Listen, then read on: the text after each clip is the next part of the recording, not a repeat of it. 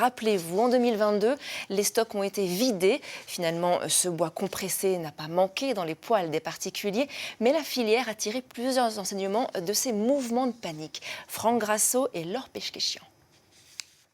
Il y a 2 ans, c'est un geste qui donnait des sueurs froides aux propriétaires de poêles à bois. Tout le monde pensait qu'il n'y aurait jamais assez de granulés. Mais l'inquiétude est passée. D'ailleurs, fallait-il avoir peur? C'est l'avantage d'être une énergie qu'on peut toucher. Et vous n'allez pas toucher du gaz, vous n'allez pas toucher de l'électricité, voilà, vous n'allez pas toucher du fioul.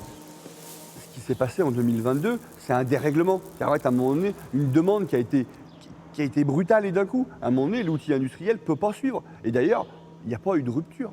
Moi, ce que je disais aux consommateurs, on produit tous les jours. Il n'y a pas d'inquiétude à avoir.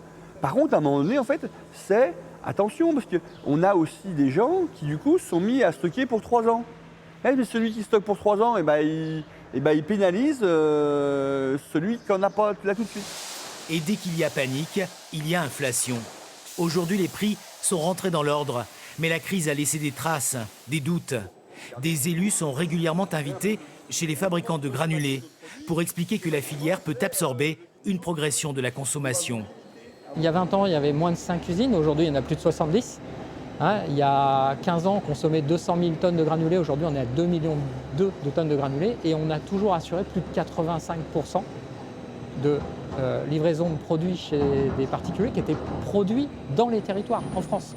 Les producteurs de granulés ont aussi fait face au dénigrement. Certains affirmant que des forêts entières étaient rasées pour faire du bois compressé. Mais le granulé reste un résidu de scierie, de la sueur. Quand on fait des planches, pour les habitations bois, on n'en manque pas. L'agriculture peut aussi aider au développement des pellets.